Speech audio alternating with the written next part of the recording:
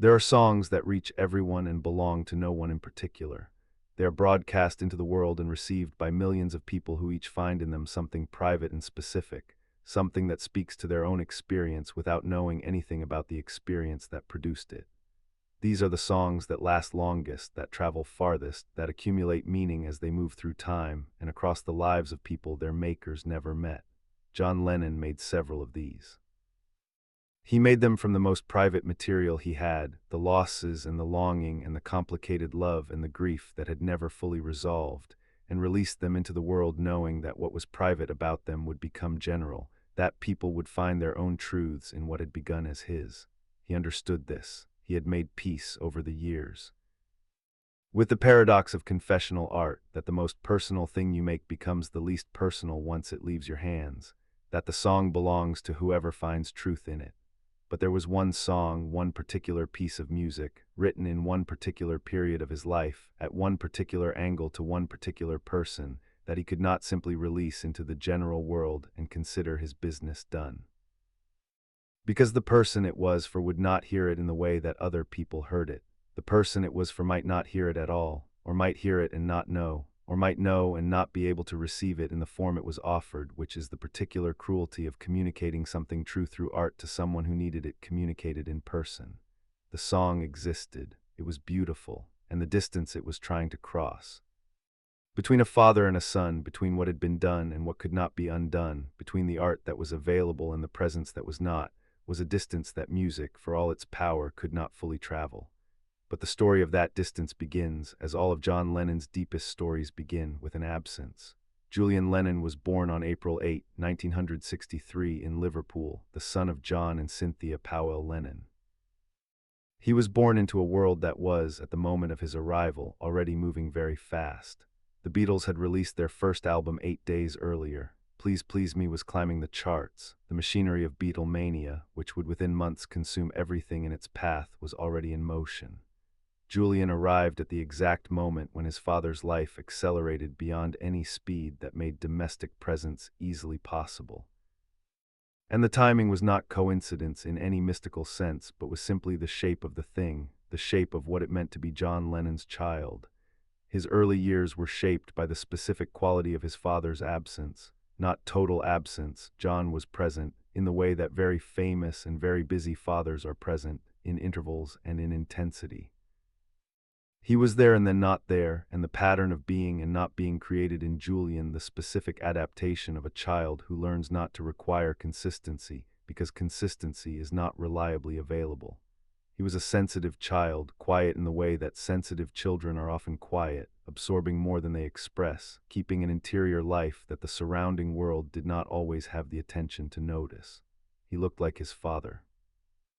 This was remarked upon by everyone who met him. The specific configuration of his features, the way certain expressions landed on his face in a way that was unmistakably Lennon.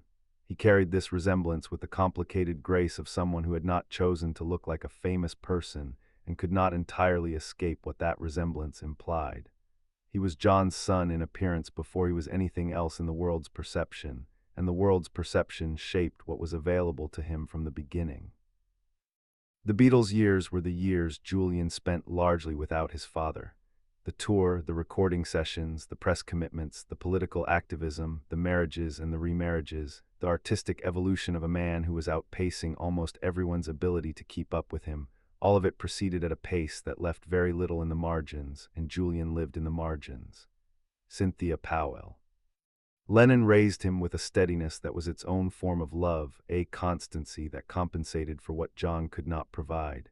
She did not speak badly of John in Julian's presence. She understood, with the specific generosity of someone who had been genuinely hurt, that Julian needed to form his own understanding of his father rather than inherit hers. But children know what is and what isn't there. Julian knew. In 1968, when Julian was 5 years old, his parents divorced. John and Cynthia had been drifting for years, the marriage a casualty of the same forces that were reshaping everything about John's life, the Beatles' years having required a version of himself that left little room for the sustaining of ordinary domestic commitment. Yoko Ono's presence in John's life was the visible occasion of the end, but the ending had been structural before it was. Personal, Julian went to live with Cynthia. John moved in a different direction. There is a small story from this period that became, in retrospect, one of the most significant small stories in the history of rock music. Julian's nursery school teacher, a young woman named Lucy O'Donnell, was a favorite of Julian's. One day Julian came home from school and showed his father a drawing he had made, a drawing of Lucy O'Donnell, rendered in the color-saturated, unself-conscious way that young children draw, all vivid primary colors against a dark sky. John looked at the drawing. Julian explained it, Lucy in the sky with diamonds. John took the image. He wrote a song from it, one of the most celebrated songs the Beatles ever recorded, a piece of music that became, almost immediately, something much larger than its origin in a child's drawing. Lucy in the Sky with Diamonds became the subject of controversy, of interpretation, of decades of analysis. What it had been at its origin was simpler and more private, a father looking at his son's drawing and finding in it something he could use. He used it. The song went out into the world and became one of the defining artifacts of its era. Julian's drawing, the specific 5-year-old act of artistic creation that had sparked it, was acknowledged by John in the years that followed but was not, in the rush of what the song became, the primary story anyone told about it. The primary story was the controversy, the interpretation, the music. Julian was a footnote in a song that had originated in his own imagination. This was not the last time. Paul McCartney wrote Hey Jude in 1968, wrote it, he has said, for Julian. Wrote it in the car on the way to visit Cynthia, Powell, Lennon, and Julian after the divorce, the song emerging from the specific emotional reality of driving toward a small boy whose father had just left, and whose world had shifted under him in ways no 5-year-old has the vocabulary to process. Paul had known Julian since his birth, had watched him grow through the Beatles' years, with the attention of someone who cared about the people around the band as people rather than as circumstance. The image of Julian in that period, a small, quiet boy navigating the collapse of his parents' marriage while his father was simultaneously one of the most famous people on earth, had moved Paul in a way he did not entirely have words for. The song became the words. Hey Jude was addressed to Julian. Don't be afraid, don't make it bad, take a sad song and make it better. Paul's instinct to reach toward the child, to offer something musical in the absence of anything more practical he could give, produced one of the most celebrated songs in the Beatles' catalog. The song went out into the world and became universal, as the best songs do, received by millions of people who found in it their own versions of what Paul had found on that drive to Cynthia's house. But at its origin it was specific. It was for one boy. It was Paul McCartney looking at Julian Lennon's situation and deciding to speak directly to it in the only language that was adequate. Julian grew up with the knowledge that Hey Jude had been written for him. He received it as the gift it was, with the complicated emotion that comes from knowing that someone saw your pain and made something beautiful from it, and that the beauty is partly in the seeing, and partly in what the seeing revealed about. The person who saw it, Paul had seen him, had driven to Cynthia's house and found the words for what he saw on the way. The song was Julian's, in whatever sense a song can belong to the person it was made for. What he did not have in those years was a song from his father. John Lennon wrote Beautiful Boy in 1980. He wrote it for Sean, his second son, born in 1975, the child of the domestic years, the child he had raised with the full presence that Julian's childhood had not received. The song is tender in a way that John's public work rarely permitted itself to be, not the tenderness of sentiment, not the performed warmth of a popular love song, but the specific, raw tenderness of a person who has discovered, late in life, what it feels like to be fully present for a child and is overwhelmed by what that presence contains. Before you cross the street, take my hand. Life is what happens to you while you're busy making other plans. The song was recorded and released on Double Fantasy in November 1980.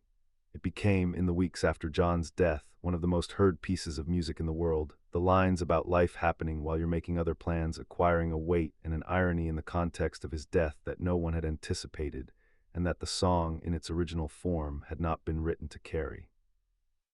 Julian heard it. He was 17 years old. He had grown up with the specific knowledge of what his father's presence could be, had seen it, across their infrequent visits and their complicated relationship, in flashes, and he heard in Beautiful Boy the version of fatherhood that had been available to Sean and had not been available to him.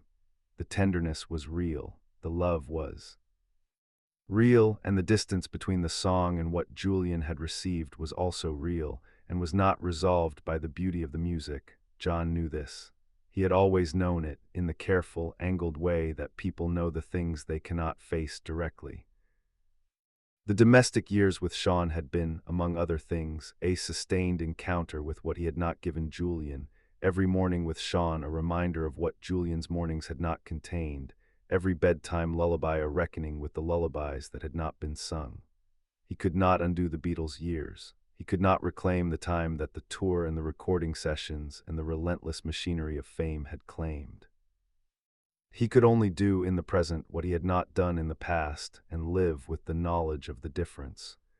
In the period between 1975 and 1980, John made genuine efforts to have a relationship with Julian. They visited, they talked. Julian, who had his own sensitivity and his own artistic instincts inherited, though neither of them could entirely discuss this without acknowledging everything that the inheritance implied, was finding his own way toward music. John offered what guidance he could in the form available to him, a presence that was more consistent than it had been in Julian's childhood but was still limited, still shaped by the geography and the history and the difficulty of two people trying to find the common ground of a relationship that had been interrupted before it was fully formed. The song John was actually writing for Julian, not Beautiful Boy, which was for Sean, but the other one, the one that circled the specific emotional territory of what had passed between them, was never finished. Not in the form of a completed, recorded, released piece of music. There are accounts of fragments, of phrases that appeared in John's notebooks during those years that had a quality different from the other material, more careful, more searching, less arrived at. Songs about fathers and sons, about the weight of what is not given, about the specific form of love that survives even the failures of its expression. Whether these fragments were consciously addressed to Julian, or simply emerged from the same emotional territory that Julian occupied in John's interior life, is not something anyone can now know with certainty. What is known is that John Lennon died on December 8, 1980, and the finished song, the direct, complete, addressed thing that Julian deserved to hear, was not among the music he left. Julian Lennon became a musician himself, releasing his first album, Valot, in 1984, 4 years after his father's death. The album was received with attention that was both genuine and complicated by the name he carried. Critics heard in his voice an echo of his father's, found in his melodies the shapes of a musical inheritance he had not chosen and could not entirely separate himself from. He handled this with the same careful grace with which he had handled everything about being John Lennon's son, acknowledging the connection without hiding from it, insisting on his own artistic identity without pretending the inheritance did not exist.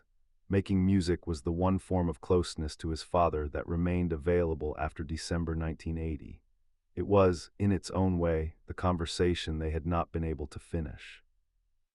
Julian Lennon has spoken about his father across the decades since 1980 with a consistency that is its own form of testimony. He has spoken about the complexity, the love that was present and the presence that was not, the genius that was real and the fatherhood that was insufficient, the specific difficulty of being the son of someone whose public life consumed the attention of the entire world and left very little for the private life that a child required. He has spoken about Beautiful Boy and about what it was like to hear it. He has spoken about the visits of the late 1970s, the attempts to find common ground, the sense of something trying to form that did not have quite enough time. He has also spoken in interviews that require careful listening to fully receive about the music, about the way that music was the language his father spoke most fluently, the form through which John communicated what ordinary conversation could not always carry. Julian has said that he understood this, that he recognized in the best of his father's music the person that the person had been trying to reach, and that there was comfort in the recognition even when the recognition came mediated through art rather than directly through presence.